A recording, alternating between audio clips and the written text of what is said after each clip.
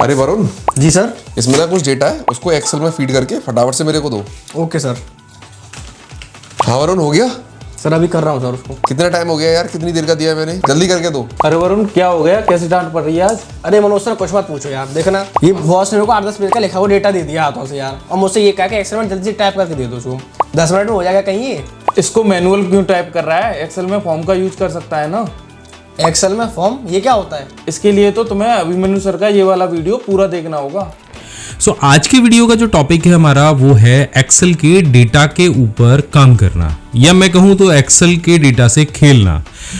अगर आपके पास कुछ डिस्टर्ब डेटा है, अगर आपके पास कुछ ऐसा डेटा है जो आपको काम करने में परेशान कर रहा है, तो कैसे आप बहुत ईजीएस्ट वे में उस पर काम कर सकते हो, यही हम आज के वीडियो में सीखेंगे।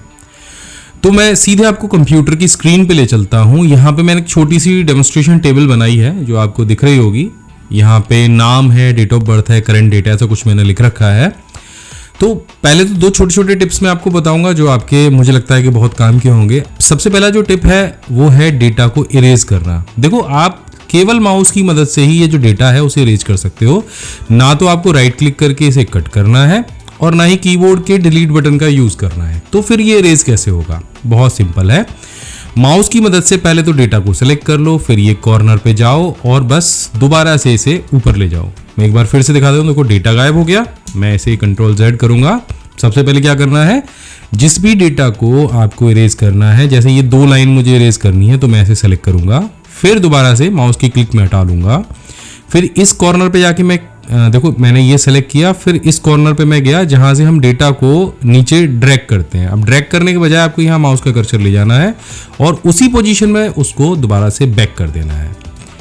दोनों में थोड़ा सा अंतर है। ड्रैग जैसे आप करते हैं, मैं आपको दिखा देता हूँ। 1 2 3 हमने लिखा है, 1 2 लिखा एंड इसे सेलेक्ट करते हैं, इस कॉर्नर पे जाते हैं और यहाँ से पकड़ के नीचे खींचते हैं।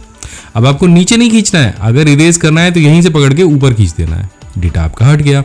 बहुत सिंपल ट्रिक है लेकिन बहुत काम की है, मैं बहुत यूज करता हूँ। तो चलो दोबारा से डेटा हम ले आते हैं। अब दूसरा जो ट्रिक है मेरा वो है डेटा को मूव कराना। डेटा मूव आप कैसे कराएंगे? आप कैसे करते हैं, यहाँ से सेलेक्ट करते होंगे, राइट क्लिक करते होंगे, कट करते होंगे, फिर दूसरी जगह ले जाते होंगे और फिर पेस्ट कर देते होंगे। ऐसा कुछ करते होंगे आप, लेकिन हम यहाँ कुछ थोड़ा सा हट के करने वाले हैं। यहाँ भी हम माउस का ही इस्तेमाल करेंगे। सिंपल हम क्या करेंगे, हम डेटा को इस तरह सेलेक्ट करेंगे और यहाँ पे ऊपर जैसे माउस के कर्सर को ले जाएंगे तो देखो यहाँ चारों तरफ एक एरो आ जाएगा। ये जो आइकन है, ये जो एरो है, ये असल में मूव का ही एरो है। आप यहाँ पे हम क्लिक कर लेंगे। इसको क्लिक करते ही ये आपके सिंपल माउस एरो में कन्वर्ट हो जाएगा। अब आपको डेटा जहाँ उठा के ले जाना है, बिल्कुल एक वीडियो गेम की तरह एक ब्लॉक आ जाएगा और आप उसको डेटा को मूव करा सकते हो। बीच से भी ले सकते हो या दोबारा उस डेटा को वहीं आप ले जाना चाह रहे हो तो वहीं पे आप ले जा सकते हो। इसका एक और बहुत बड़ा फायदा है, मैं आपको दिखा देता हूँ। यहाँ से मैं एक कॉलम और ऐड करा देता हूँ इसके बीच में, और मैं यहाँ पे टाइप करूँगा equal to rand between and मुझे चाहिए 100 से लेके 500 के बीच में कुछ नंबर्स चाहिए। तो मैं यहाँ पे नंबर टाइप कर दूंगा और इसे पकड़ के नीचे तक मैं ड्रैग कर दूंगा। अब ये नंबर मेरे पास आ गए और यहाँ पे मुझे लास्ट वाले कॉलम में ना इनका जो टोटल है वो चाहिए। तो मैं यहाँ पे ये ऑटो सम फार्मूला का इस्तेमाल करूँगा और इसका यहाँ पे मैं टोटल जो है वो ले लूँगा। अब देखो रेंड बिटवीन से बार बार ये कैलकुलेशन तो बदलेगी, लेकिन मैं क्या चाह रहा हूँ, ये जो मेरा फार्मूला है ये यहाँ ना लगा के मुझे यहाँ लगाना था या कहीं और रखना था। तो यहाँ पे वही मूव वाला फंक्शन बड़ा काम करता है। इस फॉर्मूले को सीधे सीधे आप कहीं और किसी बॉक्स में ले जाके मूव करा सकते हैं और फिर भी ये फॉर्मूला वर्किंग रहेगा। आपको दोबारा उस सेल के अंदर दूसरा फॉर्मूला इस्तेमाल नहीं करना पड़ेगा। तो मूव फंक्शन की सहायता से आप पहले से जिस सेल में जो फॉर्मूला है वो लगा हुआ है उसको मूव करा सकते हो। तो ऐसा अक्सर करके बहुत सारे डेटा शीट में हमको करना भी पड़ता है कि एक फॉर्मूला है उसको कहीं और ले जाके हमें मूव कराना है। तो इस तरीके से आप बहुत आसानी के साथ में करा सकते हो। फिलहाल के लिए तो मैं इसे यहाँ रहने दूंगा। अच्छा, रेंड बिटवीन वाला फंक्शन आप कहोगे कि सर ये तो बार बार बदलता रहेगा, तो उसका भी बड़ा अच्छा तरीका है। उस डेटा को कॉपी करिए जहाँ जहाँ आपने फॉर्मूला लगाया है और राइट क्लिक करके यहाँ पे पेस्ट स्पेशल पे चले जाओ और यहाँ पे वैल्यू का ऑप्शन आपको देखेगा। अब क्या होगा कि जहाँ पे फॉर्मूला लगा है उसमें जो वैल्यू आ रही है ये उसको कॉपी पेस्ट कर देगा। तो मैं जैसे इसे ओके करूंगा तो अब जो फिगर्स मेरी बार बार बदल रही थी रिफ्रेश कराने पे वो नहीं बदलेंगी, वो केवल तब बदलेंगी जब मैं अंदर की फिगर को चेंज कर दूंगा तो फार्मूले में अंतर आएगा सिर्फ। तो इतना करने से मुझे लगता है कि आपको बहुत फायदा मिल जाएगा। अभी जो दोबारा हमारी पहली कंडीशन थी हम उस पर चले जाते हैं। क्या आपको पता है कि आप ये वीडियो देखने के बाद आप में से कोई 5 लकी लोग अपना 7,500 रुपये का फ़ायदा कर सकते हो हमारे सारे प्रीमियम पेन ड्राइव कोर्सेज पर। चलिए जल्दी से समझा देता हूँ। तो आपको करना क्या है, आपको वीडियो के नीचे डिस्क्रिप्शन में जाना है, यहाँ पर आपको ज्वाइन पेन ड्राइव कोर्स का ऑप्शन दिखाई देगा, इस पर आपको क्लिक कर देना है। इससे आप पहुँच जाएंगे हमारी ऑफलाइन पेन ड्राइव कोर्स की वेबसाइट पर। यहाँ पर आपको एक पेन ड्राइव कोर्स दिखाई देगा A to Z computer mastery course. इस कोर्स में पूरे 19 प्रोफेशनल कोर्सेज शामिल हैं जो कि लाइफ टाइम वैलिडिटी के साथ आपको मिलने वाले हैं, जिसके साथ आपको हमारा खूबसूरत सा ये एक्सेल मग, हमारा प्रीमियम माउस पैड जिस पर भी बहुत सारे शॉर्टकट कीज आपको प्रिंट करके मिलेंगे, एक फ्री OTG और हमारा जो पेन ड्राइव है वो मिलेगा जो कि आपको लाइफ टाइम वैलिडिटी के साथ में मिलता है, जिस पर आपको कभी भी इंटरनेट की आवश्यकता नहीं होगी हमारे कोर्सेज को देखने के लिए। ये पेन ड्राइव 4 डिवाइसेस पे काम कर सकता है, आपके PC पर, आपके मोबाइल फोन पर, टैब पर और आपके एंड्रॉइड स्मार्ट टीवी पर। अगर आप कूपन कोड यूज करते हैं जो अभी मैं आपको बताने वाला हूँ, तो आप में से 5 लोगों को ये कोर्स केवल और केवल 2,500 रुपये में मिल जाएगा। तो यहाँ पे आपको कूपन कोड यूज करना है 99PC22 और इसको यहाँ पे अप्लाई कर देना है। जैसे आप कूपन कोड अप्लाई करेंगे तो आप देख रहे हैं ये कोर्स आपको केवल 2499 यानी 2500 रुपये का मिलेगा। तो जो भी 5 लोग पहले ये कूपन कोड यूज करेंगे उनको इस कूपन कोड का फायदा मिल जाएगा। अब मेरे पास ना ये एक टेबल है और मुझे इसमें ना स्पीड से जो डेटा है वो एंट्री करनी है। आमतौर पे डेटा एंट्री करने के लिए आप इस सेल पे क्लिक करोगे, फिर एक टैब दबाओगे, फिर इस पे जाओगे, यहाँ नाम लिखोगे, फिर डेट ऑफ बर्थ लिखोगे, फिर उस पे करोगे, फिर आप दोबारा से ऐसे करोगे। लेकिन अगर एक फॉर्म मिल जाए, जैसे आमतौर पे आपको वेबसाइट्स के ऊपर मिलता है, ये सारी जगह मिलता है, तो ये जो डेटा एंट्री है ये बहुत ही आसान हो जाएगी। अब फॉर्म कैसे आएगा एक्सेल में जिससे ऑटोमेटिक डेटा एंट्री होता रहे? तो उसका बड़ा सिंपल तरीका है, कोई भी एक्सेल हो आपकी, आप यहाँ पे मेन्यू पे क्लिक करेंगे और यहाँ पे आपको मिलेगा ऑप्शन, इसे हम एक्सेल ऑप्शन के नाम से भी जानते हैं। और यहाँ पे आपको मिल जाएगा कस्टमाइज रिबन का ऑप्शन। यहाँ पे आपको जाना है ऑल कमांड्स पे, इस पे क्लिक कर देना है और यहाँ पे फॉर्म ढूंढना है आपको। आप F दबा के भी ढूंढ सकते हो, तो जैसे जैसे आप F दबाते जाओगे आपको यहाँ पे नीचे फॉर्म का ऑप्शन दिखेगा।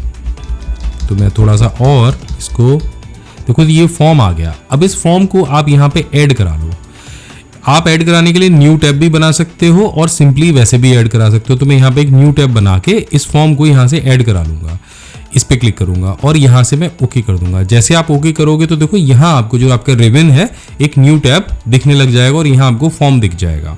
तो अब इस फॉर्म का आपको यूज़ कैसे करना है, तो आपको जो आपके टेबल के हेडर्स हैं वो सिलेक्ट करने हैं और फॉर्म पे क्लिक कर देना है। जैसे आप फॉर्म पे क्लिक करोगे तो यहाँ पे आपको शीट नंबर 3 के लिए एक फॉर्म जनरेट होके मिल जाएगा, जिसमें वही हेडर्स होंगे जो आपने ले रखे हैं और उनके नीचे का डेटा होगा। आप देखो जैसे जैसे फाइंड प्रीवियस करोगे या फाइंड नेक्स्ट करोगे, आपका जो डेटा है वो आपको यहाँ पे दिखने लग जाएगा। फॉर्म में यहाँ रख लेता हूँ और देखो यहाँ पे जैसे आप न्यू डेटा पे क्लिक करोगे, अब मैं यहाँ पर नए डेटा पे नंबर डालता हूँ 11, उसके बाद यहाँ पे मैं नाम लिखूंगा, उसके बाद यहाँ पे मैं डेट ऑफ बर्थ डालूंगा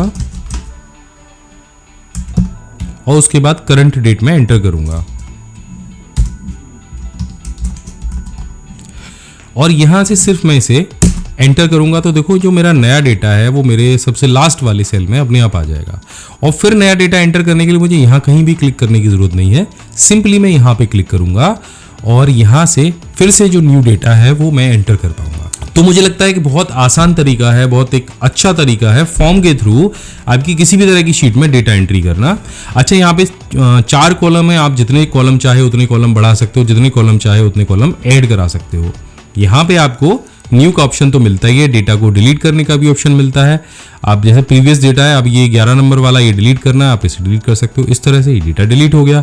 और प्रीवियस कोई डेटा आपको अगर ढूंढना है तो आप उसको भी डिलीट कर सकते हो। जैसे इसमें 2 ही सेल हैं, अब मेरे को कुछ डेटा और डालना है तो यहाँ पे मैं मानो डेटा एंटर करा सकता हूँ इस तरह से, और जैसे मैं एंटर करूँगा देखो वहाँ पे वो डेटा अपने आप आ जाएगी। अभी यही मेरे को डिलीट करना होता तो मैं सिर्फ इसे प्रीवियस पे क्लिक करूंगा, डिलीट पे जाऊंगा और ओके का बटन प्रेस कर दूंगा। और भी प्रीवियस डेटा पे जाना है तो आप इस तरह से डेटा को देख के और वो सिंपली इस तरह से डिलीट कर सकते हो। और देखो जब मैंने डेटा डिलीट किया तो आपने देखा होगा कि यहाँ से जो बीच वाला पूरा जो रॉ है वो भी साथ में डिलीट हो गया। तो ये एक बड़ा अच्छा तरीका है, आप इसे अपने किसी भी डेटा क्लीनिंग में ना बड़े आसानी से इस्तेमाल कर सकते हो। अब देखो एक और चीज़ आती है बड़ी अच्छी सी कि यहाँ पे आपको ये जो सारे आपने नाम लिखे हैं उसके आगे आपको कुछ ऐसे कॉलम भी एंटर करने हैं या कुछ ऐसा डेटा भी एंटर करना है जो बार बार रिपीट होता है। अब बार बार रिपीट क्या होता है, जैसे शहर का नाम या आप सेल्स डाल रहे हो तो सेल्स आइटम रिपीट होते हैं। तो वो आइटम हो सकते हैं 4-5 हो या 2-3 हो, तो हम फिलहाल के लिए 3 आइटम की एक लिस्ट ले लेते हैं। तो मैंने यहाँ पे कंप्यूटर ले लिया और माउस ले लिया। अब ये 2 ही आइटम हैं जो मुझे बार बार रिपीट करने हैं। तो आपको इसकी एक लिस्ट बनानी है कि बिना टाइप करे ये आता रहे। तो आप सबसे पहले ना वो सेल सेलेक्ट करोगे जहाँ पे वो लिस्ट आपको लेके जानी है। अब सेल सेलेक्ट करने के बाद आप ऊपर मेन्यू में से डेटा वाले रिबन पे जाओगे और यहाँ से डेटा वैलिडेशन को सेलेक्ट करोगे। डेटा वैलिडेशन पे क्लिक करोगे और यहाँ पे सेटिंग्स में आपको यहाँ पे लिस्ट का ऑप्शन दिखेगा। वैसे तो मैं ये कई बार बता चुका हूँ, लेकिन ये मेरा वन ऑफ द बेस्ट एक टूल है जिससे बहुत सारा डेटा एक ही बार में एंटर हो जाता है। तो लिस्ट पे मैं चला जाऊंगा, उसके बाद यहाँ से ये सोर्स पूछेगा। तो यहाँ पे मैं क्लिक करूंगा इस बटन पे और यहाँ से ये सोर्स में दे दूंगा। दोनों मैंने सेलेक्ट कर लिया। अगर ये लिस्ट और भी लंबी होती, 5, 10, 20, 25 होते तो मैं उसको भी सेलेक्ट कर लेता। अब ये दोबारा से बटन पे क्लिक करूंगा और ओके कर दूंगा।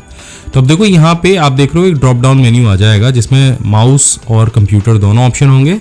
अब यही ड्रॉप डाउन मेन्यू मुझे सारे सेल्स के आगे लेके जाना है, तो बस यहाँ से पकड़ के ऐसे ड्रैग करा दूंगा। अब किसी भी सेल पे क्लिक करूंगा इसके आगे वाले पे, तो ये दोनों ऑप्शन मुझे यहीं पे मिल जाएंगे और मुझे बार बार स्पेलिंग टाइप नहीं करनी पड़ेगी, एक ही बार में वो स्पेलिंग आ जाएगी। तो जहां मुझे कंप्यूटर भरना है वहां कंप्यूटर भर सकता हूं, जहां मुझे माउस भरना है मैं वहां माउस भर सकता हूं। तो इस तरह से ये आप चीज़ें मैनेज कर सकते हो। अब एक और बहुत अच्छी चीज़ है जो इसी के अंदर दी गई है एक्सेल के अंदर, एक जैसी 2-3 शीटें हैं आपके पास में।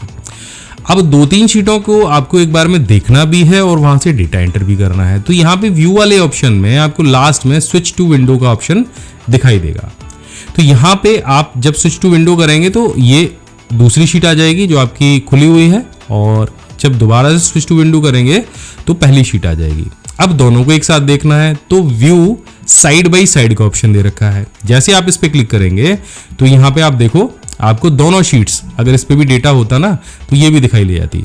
तो दोनों शीट्स आपको यहाँ पे दिखेंगी और दोनों का रिबन भी दिखने लग जाएगा। देखो मैं अलग अलग तरह से दोनों पे काम कर सकता हूँ। अगर आपको साइड बाई साइड नहीं चाहिए तो आप यहाँ से ये रीसेट विंडोज पोजीशन पे क्लिक जैसे आप करोगे तो दोबारा से जो पोजीशन है विंडो की वो यहाँ पे रीसेट हो जाएगी। देखो यहाँ पे एक चीज़ और देखी है, सिंक्रोनाइजेशन स्क्रॉलिंग। तो अब जैसे अगर आप इसको स्क्रॉल करते हो तो ऊपर वाली जो शीट है वो भी स्क्रॉल होना शुरू हो जाएगी, और आप इसको जूम करते हो नीचे वाली को तो ऊपर वाली शीट भी अपने आप से जूम हो जाएगी। और अगर मैं ऊपर वाली शीट को जूम करता हूँ तो नीचे वाली भी होगी।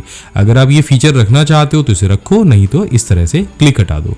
तो ये आपका जो सिंक्रोनाइजेशन है स्क्रॉलिंग का वो बंद हो जाएगा। जूम इन जूम आउट तो काम करेगा। इसी तरह से व्यू साइड बाई साइड पे अगर आप क्लिक कर देते हो तो इस तरह से ये जो व्यू है वो नॉर्मल व्यू में आ जाएगा। ये कहाँ पे काम आता है, जहाँ पे आप 2 शीट्स को कंपेयर कर रहे हो और दोनों में मिला जुला के काम कर रहे हो। अब एक क्वेश्चन बड़ा अच्छा और आता है बच्चों की तरफ से और एग्जाम में भी आता है कि सर एक्सेल में कितने रो और कितने कॉलम होते हैं। उसको जानने का बड़ा एक सिंपल सा तरीका है। वैसे तो आप स्क्रॉल करोगे तो ये नहीं बताएगा, लेकिन आप जब shift control down arrow press करोगे तो आप सबसे लास्ट वाले सेल में पहुंच जाओगे, या कंट्रोल डाउन एरो प्रेस कर दो तो यहाँ पे आपको जो एक्सेल के जो रॉ है उनकी संख्या मिल जाएगी। कॉलम की संख्या तो नहीं मिलेगी, रॉ की संख्या मिल जाएगी। तो एक बार देख लेते हैं कितना है। इकाई, दहाई, सैकड़ा, हजार, 10,000, लाख, 10 लाख। तो 10,48,576 है कुल मिला के। ठीक है, अब कंट्रोल अप एरो पे क्लिक करेंगे आप ऊपर आ जाएंगे। अब मैंने शिफ्ट के साथ में लेफ्ट एरो प्रेस किया है तो आपको 1 आर और यहाँ पे आपको दिख जाएगा 16,381 सी, यानी टोटल 16,381 कॉलम है। अब देखो एक क्वेश्चन बड़ा फनी सा और स्टूडेंट्स की तरफ से आता है कि हाँ एक्सेल के एक सेल को कितना लंबा चौड़ा किया जा सकता है, उसकी हाइट कितनी हो सकती है मैक्सिमम और विड्थ कितनी हो सकती है। तो सबसे पहले तो हम विड्थ देखते हैं, हम इसको जूम आउट कर लेते हैं और यहाँ तक हम विड्थ चेक करेंगे। तो देखो यहाँ पे मैंने मैक्सिमम विड्थ पे इसको रखा है तो 1789 पिक्सल्स तक आप इसको बड़ा कर सकते हो। एंड अब इसकी हाइट चेक कर लेते हैं तो लास्ट हाइट यहाँ पे आके ये रुक गया, तो अब इसको आप 546 पिक्सल तक इसकी हाइट को ले जा सकते हो। तो कुल मिला के आप इससे बड़ा जो कॉलम है वो नहीं बना सकते, और ये एग्जाम में भी आता है तो आप नोट कर लेना। दोनों तीनों चीज़ें मैंने बता दी हैं। तो आशा करता हूँ ये जो वीडियो है ये आपके बहुत काम का रहा होगा। मैं मिलता हूँ आपसे अगले वीडियो में, और अगर इसी तरह के वीडियोस आप और भी देखना चाहते हैं तो प्लीज़ इस चैनल को सब्सक्राइब कर लीजिएगा। बहुत ही गजब की जानकारियाँ मैं आपके लिए लेकर आता रहता हूँ। जय हिंद, वंदे मातरम।